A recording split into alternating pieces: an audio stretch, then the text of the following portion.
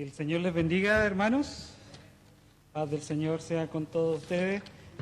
Feliz estoy de poder estar acá compartiendo la palabra que hoy tenemos para reflexionar. Feliz porque ya son 2 años en el Evangelio. Feliz 2 años en esta unión que hemos tenido como iglesia. Feliz porque de los 2 hizo uno. Feliz porque hemos visto la mano, hemos visto la voluntad del Señor, hemos visto su misericordia, hemos visto su gracia en abundancia que se derramó no solamente en lo individual, sino que también en lo colectivo. Y es rico eso, ver cómo la hermandad, cómo los hermanos han crecido en conocimiento, han conocido en gracia, han conocido en sabiduría, han crecido en amor. Y estoy contento por eso, porque el Señor ha sido bueno y así ha ido respaldando lo que dice su palabra, que hoy día vamos a compartir, que Él edificaría su iglesia. Y feliz por eso. Quiero invitarles a abrir sus Biblias en este primer culto de aniversario, en el Evangelio según San Mateo.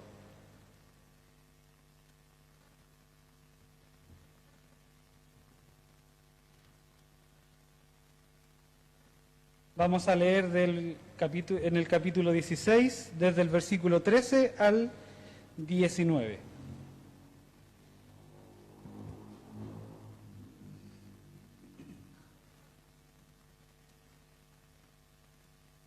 Mateo, capítulo 16, desde el versículo 13 al 19.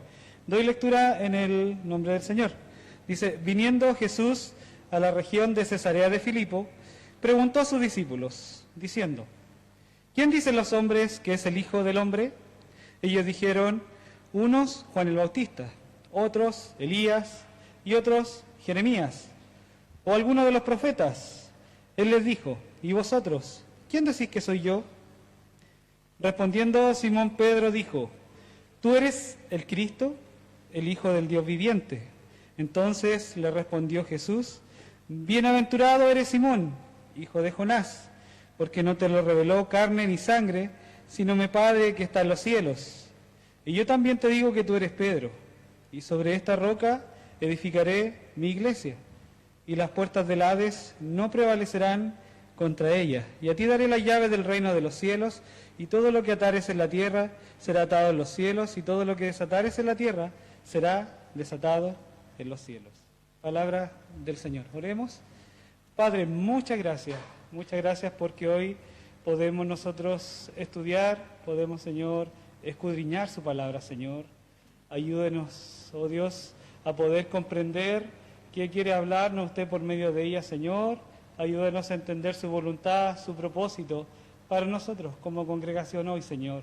Ayúdenos, Señor, a poder entender y obrar sabiamente, Señor, conforme a su palabra, Señor.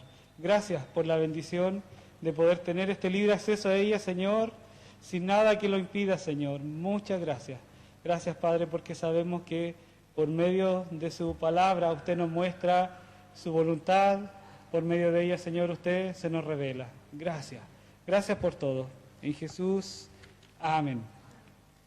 Un gran pasaje del Evangelio de Mateo, pero como es la tradición sinóptica, tanto Mateo, Marcos como Lucas incluyen este relato, algunos un poco más condensado. Mateo le agrega un poco más de carne, Mateo lo expande un poco más el relato, le agrega más detalles, pero es una porción en la cual contiene una gran confesión, en la cual la vamos a analizar y es la que va a estar basada la reflexión final.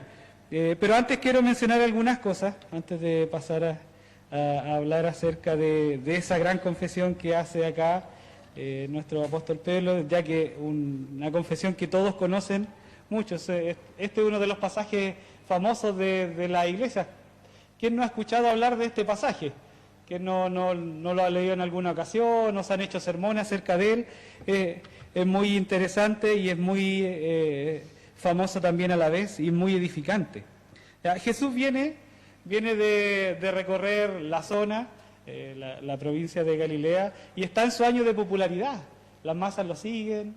Jesús viene del milagro de la alimentación, de los 5.000, viene de sanar, viene de hacer muchas obras, muchos milagros. Entonces estaba en su apogeo, en su año de popularidad, como le llaman los teólogos, y estaba gozando de mucha fama, ¿ya?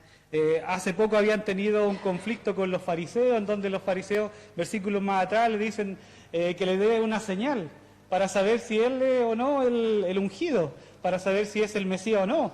Y ahí Jesús los confronta, y esta generación adúltera demanda señal, a lo cual los discípulos ahí también se ven un poco confrontados con las expresiones que hace Jesús, pero viene de una trayectoria. ¿Ya? No es que acá haya comenzado su ministerio, en donde Pedro, por alguna casualidad, hace esta tremenda frase, sino que viene un camino atrás. Ya había muerto hasta Juan el Bautista. Entonces, han pasado varios eventos hasta este episodio. Y acá en esta porción de Mateo, solo esta porción, para no ahondar mucho más en otros detalles, dice que Jesús fueron a la región de Cesarea de Filipo.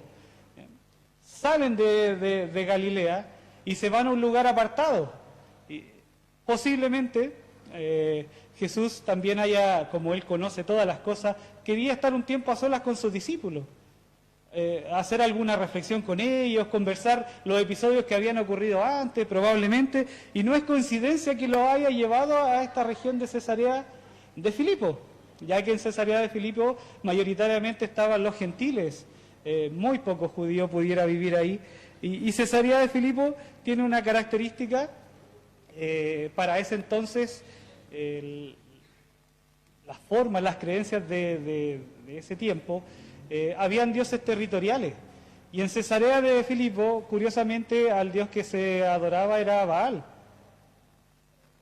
Y el hecho de que Jesús se haya llevado a los discípulos, al Dios, obviamente decimos Dios con minúscula, formas de creencia que tenía la gente, sabemos que hay un solo Dios verdadero, pero no es coincidencia que el autor quiera recalcar esto, el escritor del libro de Mateo, quiera decir que se apartaron a la región de Filipo, de Cesarea de Filipo, en donde se hace esta gran declaración: tú eres el Cristo, el Hijo del Dios viviente. Una región donde probablemente no había una creencia en Jehová, no había una creencia en Dios, sino que creían en este pseudo Dios que era Baal. Y tenían otros dioses más, menores, pero ese era el que estaba ahí. Y a la vez, Baal, al traducirlo, significa Señor. O sea, a mí me da a entender acá el escritor del Evangelio de Mateo que él tiene una intención de demostrar algo con Cristo acá. Quiere dejar plasmado en los discípulos una enseñanza tremenda. Y no solo en los discípulos, sino también acá, para nosotros en la actualidad. Y aquí es donde Jesús, ya apartado con sus discípulos, ya lejos a lo mejor del bullicio, de esta popularidad que gozaba, de la gente que a veces lo agolpaba, que lo seguía por los panes y los peces, como hemos visto en otro relato, que ya solo con sus discípulos, le hace preguntas a los discípulos. Y estas son preguntas que ya hemos leído en otras ocasiones, en donde le pregunta: ¿quién dicen los demás que soy yo? O sea, parte desde afuera hacia adentro. Le parte diciéndole a los discípulos: ¿qué dice la gente de mí? ¿Quién soy yo? Claro, pocos episodios antes habían tenido este conflicto con los fariseos, en donde demandaban una señal para saber si era o no el Mesías. Irónico, porque Jesús venía haciendo una serie de milagros. Entonces, aún así, los fariseos de aquel entonces pedían una señal. O sea, les faltaba un poquito más de confirmación según ellos. Y acá donde le dicen los discípulos: ¿ustedes qué dice la gente? ¿Qué dice la gente de mí? ¿Quién soy yo? Y fueron variadas las preguntas, según lo que recapitularon los discípulos. No, la gente dice que tú posiblemente seas Elías, o posiblemente seas Juan el Bautista. Se van dando cuenta que al estar en una región extranjera, o una región no habitada por judíos, la gente no tenía mucha idea de quién era este personaje. Por eso Jesús, primero, ¿qué dicen los de la zona aquí? ¿Qué dicen ellos de mí? ¿Quién soy yo? Y Juan el Bautista había muerto hace poco, por eso ellos, la gente no dice que posiblemente tú seas Juan el Bautista, o posiblemente sea Elías, posiblemente Jeremías, y ahí vamos notando un poco qué creía un poco la gente, porque igual las personas, o la masa, o el colectivo, esperaba un libertador, y tanto estos personajes mencionados como Juan el Bautista, o Elías, o Jeremías, calzaban en el perfil, ya que eran profetas de renombre, que se habían enfrentado a lo mejor a alguna comunidad tremenda o algún personaje que habían gozado de alguna popularidad.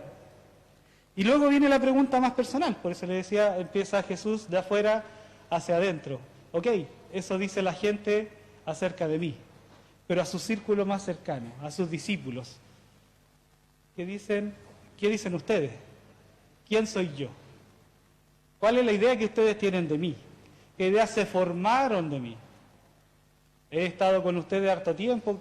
Estoy yo tratando de rellenar un poco de lo que, imaginándome la escena, tratando de imaginarme que Jesús le haya expandido un poco más. Acá Mateo sintetiza en dos preguntas.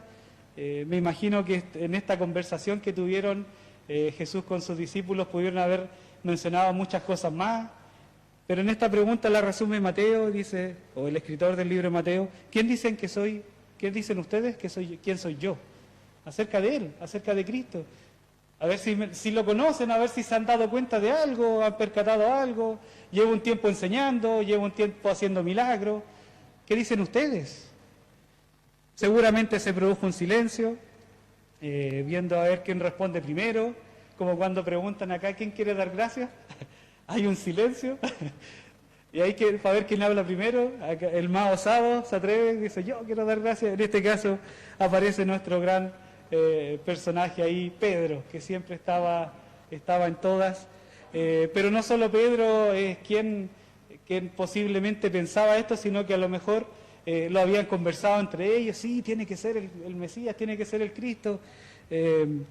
Y Simón Pedro dice acá, tú eres el Cristo, el Hijo del Dios viviente. Una expresión tremenda, una expresión que no es simple, tiene un contenido, ellos ni se lo imaginaban, pero hoy día esto al nosotros estudiarlo y darnos cuenta, tiene un contenido teológico profundo. Tú eres el Cristo, tú eres el Mesías, tú eres el Salvador, tú eres el ungido, el Hijo del Dios viviente, aquel que es de la misma esencia que Dios. O sea, con eso Pedro estaba declarando la divinidad del Señor.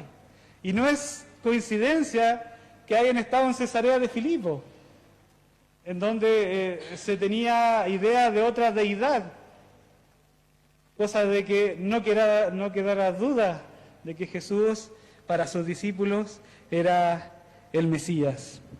Y aquí es donde viene la respuesta que le da Jesús a Simón Pedro y le dice, bienaventurado eres, feliz. Una condición interna, gózate Pedro, le dice. Gózate, porque esto no fue idea tuya. No fue porque sacaste cálculo.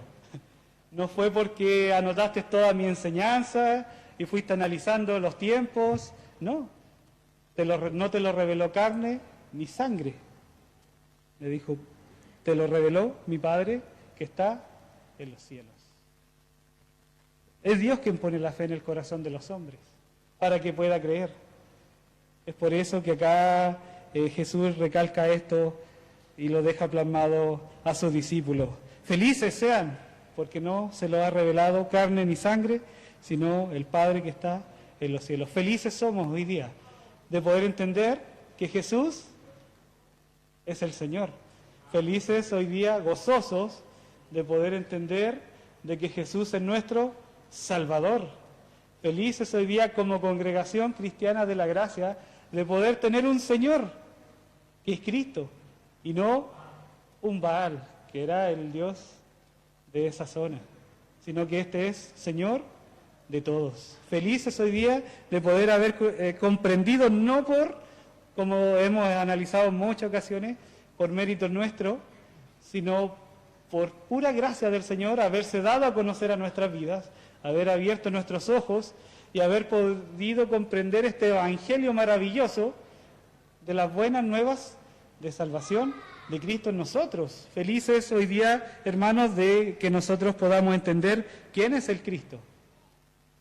Y aquí es donde Jesús no solamente lo felicita o le dice que se goce por la gran revelación que ellos acaban de recibir, sino que también hace unas declaraciones tremendas. Y le dice, y yo también te digo, tú eres Pedro, y sobre esta roca edificaré mi iglesia, y las puertas del Hades no prevalecerán contra ella. No voy a ahondar mucho en lo que es esta expresión, pero sí quiero ahondar sobre la roca. Dice, sobre esta roca edificaré mi iglesia. No solo está hablando de la expresión que dijo Pedro, sino que esta roca misma es Cristo. Esa es la roca donde iba a ser edificada la iglesia. Ese es el fundamento en el cual la iglesia iba a crecer. Y acá es primera vez en los evangelios donde se utiliza el término iglesia o asamblea para aquel entonces, la antigua palabra eclesia. Es acá donde Jesús planta el fundamento de su iglesia. Por eso después añade, sobre esta roca, que es mismo, sobre mí, sobre este fundamento, que soy Cristo, el Hijo del Dios viviente, se edificará mi iglesia. Tenemos que Cristo es el fundamento. ¿Ya? Tenemos que Cristo. Y segundo, tenemos que es de su propiedad. Mi iglesia. No es del pastor Marcelo, no es del pastor Elías, ni del pastor Alexis, no es de ningún hombre la iglesia. Y cuando hablamos de iglesia, no hablamos del templo, no hablamos de Congregación Cristiana de la Gracia solamente, es una comunidad de fe. Cuando acá Cristo dice mi iglesia, es su iglesia a nivel mundial, donde todos estén aquellos congregados en la fe en Cristo, son iglesia del Señor. Todos aquellos que han puesto su fe en el Señor, porque Dios ha abierto sus ojos, son iglesia del Señor. Y nosotros como congregación cristiana, una de las cosas que debe caracterizarnos es que nosotros amamos todas las congregaciones. No importa el letrero, no importa que diga que sea metodista, no importa que diga que sea pentecostal, presbiteriano, no importa. Nuestro nombre va marcando la línea que la iglesia va siguiendo, Congregación Cristiana de la Gracia. Como tal, nosotros expresamos esa gracia que hemos recibido a las demás personas, sin discriminación, sin hacer separación, nada. Porque hemos entendido que ¿quién es Cristo?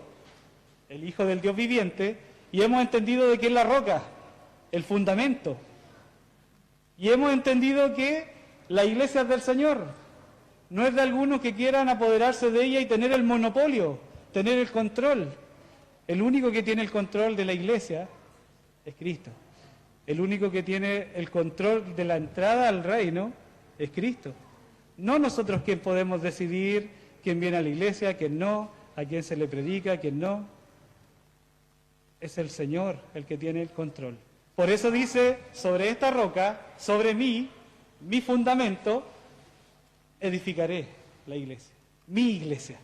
No la iglesia de alguien más, mi iglesia. No iba a ser la iglesia de Pedro ni de Pablo, sino que iba a ser la iglesia del Señor. Y esa es la iglesia nosotros a la cual hoy día somos partícipes junto con otros muchos más, el cual el Señor ha alcanzado, hermano. No hacemos ninguna discriminación nosotros, ningún cartel nos separa. Entendemos que en el amor el Señor puede alcanzar al más pecador, como lo fuimos nosotros, o como lo somos aún. Nada más que hoy día estamos por pura gracia y misericordia delante de Él. También dice, quiero agregar, que el Señor es quien no solamente es el fundamento, no solamente es el dueño, sino que también es quien edifica la iglesia. Y eso también tiene un peso tremendo hoy día, porque cómo nosotros vemos o cómo nosotros entendemos que Él es quien edifica la iglesia, cómo nosotros entendemos que Él edifica sobre su fundamento. Hoy día es algo que nosotros debemos entender, es algo que debemos vivir. No es que solamente el Señor formó la congregación, formó la asamblea, ideó, dijo, va a haber una iglesia, ok, pero yo voy a ir haciendo todo. Quiero explicarme en eso. Lo que significa que el Señor sea el fundamento y quien edifica la iglesia, eso nos da una responsabilidad a nosotros, hermanos. ¿Por qué? Porque si entendemos quién es Cristo y entendemos que Él es nuestro fundamento, debemos vivir como vivió Cristo. Debemos hacer las cosas que hizo Cristo. Ese es el fundamento de la iglesia. Vivir la vida de Cristo. Hacer lo que Él hizo. Entregarnos por amor. Alcanzar a aquel que está perdido sin esperanza. Restaurar a los quebrantados de corazón. Predicar el año agradable, como dice el Evangelio de Lucas. Ese significa que sea el fundamento y que Cristo edifica su iglesia, porque se edifica en sus enseñanzas. La iglesia se edifica en su vida y obra en esta tierra. La iglesia no se edifica en ideas de hombre, no se edifica porque hacemos hartas actividades bonitas, la iglesia se edifica porque vivimos la vida de Cristo en nosotros, que es el fundamento. Por eso la iglesia es edificada, porque esa es nuestra responsabilidad. El Señor lo hizo todo por nosotros. No hay nada más que agregarle a la obra del Señor. No hay nada más que agregarle porque Él dijo, consumado es, todo está hecho. Ahora nos queda a nosotros, hermanos, poder vivir este fundamento, poder expresarle a las demás personas quién es la roca, quién es Cristo, quién es, porque Él nos llamó. Y eso es lo que nosotros debemos expresarles a las demás personas. Entendemos, al igual que en ese tiempo, esta maravillosa expresión, tú eres el Cristo, que hoy día cobra real significado en nuestras vidas, que podamos decir, Señor, sí, tú eres el Cristo, tú eres el Mesías, tú eres mi Salvador. Y saben que, otras veces lo he mencionado, la salvación que Cristo nos entregó no se limita al cielo, hermanos. La salvación que Cristo nos entregó es un poco más amplia, que es decir, que solamente nos salvó para estar una eternidad con Él, sino que nos salvó para que pudiéramos vivir su vida acá en la tierra. Nos salvó, como dice Pablo, de nuestra vana manera de vivir.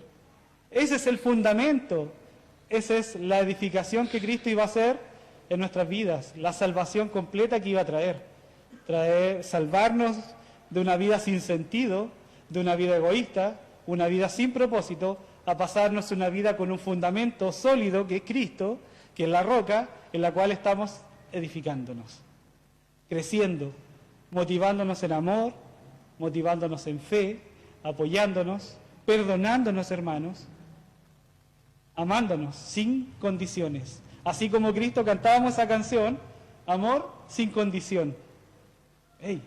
Ese es el fundamento. Y nosotros estamos siendo edificados en Él. Entonces debemos amar sin condición. ¿Qué nos pasa a veces? Que nos cuesta amar sin condiciones y las ponemos nosotros. Espero que el Señor nos ayude, hermanos, a poder entender esto. ¿Por qué Él es la roca? ¿Y por qué Él es nuestro fundamento? ¿Y por qué este peso al decir, sobre esta roca edificaré mi iglesia? Tiene un gran peso teológico, hermanos, y un gran peso para nuestras vidas. Pero un peso, hermano, no que agobia, sino que un peso que le da sustancia, le da solidez a nuestra vida, le da solidez a nuestra religión, nos da solidez a nuestra comunidad de fe, nos da solidez al saber de que nuestras ideas no están basadas en una persona cualquiera. Nuestro mensaje no está basado en una persona X, sino que está en Cristo, aquel que es el Hijo del Dios viviente, aquel que es el Mesías, nuestro Salvador, aquel que lo hizo todo por nosotros por pura gracia y misericordia, sin esperar nada a cambio. Luego él agrega, dice, y las puertas del Hades no prevalecerán contra ella. Hablaba de la autoridad que iba a tener la iglesia. No estaba abriendo detalles acá para hilar y sacar especulaciones, sino que estaba hablando de la autoridad que iba a tener a la iglesia, tener el fundamento, y al ser edificada en Cristo, iba a tener un respaldo. Que esa es la vida de Jesús en nosotros, hermanos. Es tremendo lo que el Señor Jesús acá le ha enseñado a sus discípulos, y es un mensaje transformador que hoy día tiene que traer a nuestras vidas, hermanos. Que podamos comprender que Jesús es nuestro fundamento de congregación cristiana de la gracia, y sobre Él estamos siendo edificados, hermanos. Y que podamos vivir a Cristo, que podamos vivir este fundamento en nuestras vidas, sin esperar nada a cambio, sino haciéndolo de una manera desinteresada en amor, predicando el Evangelio, mostrando la gracia del Señor, expresando misericordia a aquellos incluso que nosotros pensamos que no es digno de misericordia, entre comillas, bajo nuestros estándares, porque a veces, claro que podemos estandarizar cosas nosotros, pero debemos sacarnos eso y entender que la gracia del Señor es más grande que lo que nosotros podamos pensar o entender. Es algo que no tiene límites, es algo que se ha desbordado, y es algo que solamente el Señor tiene el derecho de administrar, porque Él es Dios y Él es el Señor de todos. No es Baal, sino que es Jesús. Él es Dios. Hermanos, la invitación de hoy día, como Congregación Cristiana de la Gracia, que ya llevamos 2 años unidos, llevamos, sé que muchos años más en el Evangelio, queremos caracterizarnos por tener este fundamento, que es Cristo, en el cual estamos siendo edificados, el cual hemos comprendido a cabalidad su obra, hemos comprendido a cabalidad su gracia, hemos comprendido que el Señor nos tiene misericordia a nosotros y que a la vez debemos nosotros tener misericordia con los demás. Eso significa que el Señor es esta roca, es el fundamento en el cual estamos siendo nosotros edificados. Y las puertas del Hades no van a prevalecer. ¿Hay autoridad en la iglesia? Sí, aquella que tiene el fundamento de Cristo, para poder vivir, para poder llevar a Cristo a las demás personas. Hermanos, que el Señor nos ayude a poder comprender esto y que podamos seguir creciendo y edificándonos mutuamente en la palabra del Señor, en la comunión los unos con los otros y en la comunión también individual que cada uno tiene con el Señor. Recordar estas palabras siempre, que Jesús es nuestro fundamento y que eso es lo que queremos procurar como pastores, como equipo de pastores, que se enseñe en nuestra iglesia, que es Cristo el principal fundamento y no hay otro. Así que, hermanos, tengan la fe y la confianza que Jesús está con nosotros. Tengan la confianza de que Dios está con Congregación Cristiana de la Gracia. Desde que comenzó esta idea en conversaciones de poder unirnos y poder edificarnos mutuamente, poder llegar a lo que somos hoy día y lo que va a llegar a ser Congregación Cristiana de la Gracia, tengamos la tranquilidad de que Dios está obrando en este lugar, está permitiendo que cada uno de nosotros pueda hacer luz en su lugar donde vive, está permitiendo que cada uno pueda llevar este evangelio de la paz, pueda llevar este evangelio de la gracia a las demás personas. Confiemos en el Señor, porque Él es quien está edificando nuestra iglesia. Seamos nosotros protagonistas y responsables de entender que Cristo es nuestro Señor. Amén. Que el Señor les bendiga, hermanos. Le invito a ponerse en pie. Vamos a orar. Y vamos a dar gracias también al Señor. Sé que se hizo en un instante, pero volver a dar gracias a Dios por nuestra congregación, nuestra comunidad de fe, nuestra familia de fe. Somos familia en Cristo, somos hermanos. Y vamos a orar porque el Señor nos siga edificando y como dice su palabra, pueda añadir más a nuestra iglesia. Y ahí es donde también participamos todos responsablemente de la predicación del Evangelio. Que el Señor nos pueda ayudar, hermanos, a poder llevar este fundamento sólido que es Cristo. Y que nos dé esta autoridad o este empuje o este ánimo para poder predicar su palabra. Oremos. Padre, le damos muchas gracias, Señor. Muchas gracias por su palabra, Señor. Gracias porque cuando la abrimos, Señor, podemos encontrar su voluntad, Señor. Podemos ver revelada su voluntad hacia nuestra vida, qué es lo que usted quiere para nosotros, Señor, en lo colectivo acá, Señor, en nuestra comunidad de fe, Señor, y obviamente, Señor, para su iglesia en general, Padre. Ayúdenos a poder entender esta gran revelación, Señor, acerca de Cristo, que es nuestro fundamento, en donde estamos siendo edificados, Señor, y ayúdenos a entender nuestra responsabilidad, Señor, que debemos vivir como Cristo vivió, Señor, que debemos vivir su vida, Señor, debemos vivir sus enseñanzas, Padre Santo, debemos transmitirlas a las demás personas, Padre, que nadie se vaya a sentir excluido, Señor, que nadie se vaya, Señor, pensando de que no hemos anunciado la gracia, la cual nos caracteriza, Señor. Esa gracia que hemos recibido, Señor, por pura misericordia, Señor, ayúdenos a poder expresarla y entregarla a las demás personas, Señor. Gracias. Gracias por la bendición de poder pertenecer a esta comunidad de fe, Congregación Cristiana de la Gracia, Señor. Muchas gracias, Señor, porque sabemos que usted nos ha guiado, Señor. Usted nos seguirá guiando, Padre, y de seguro, Señor, vendrán muchos desafíos en los cuales estaremos con usted siempre, Padre. Muchas gracias. Muchas gracias por todo lo que hace y lo que seguirá haciendo. Bendiga a mis hermanos, Señor. Fortalezcanlos, Padre Santo, y ayúdelos en todo, Señor. Confiamos en que Jesús está en nuestras vidas, confiamos en que Él está en nuestros corazones, edificándonos día a día. Muchas gracias, Señor. Muchas gracias por su palabra. En Jesús, amén. ¿Pueden tomar asiento, hermanos?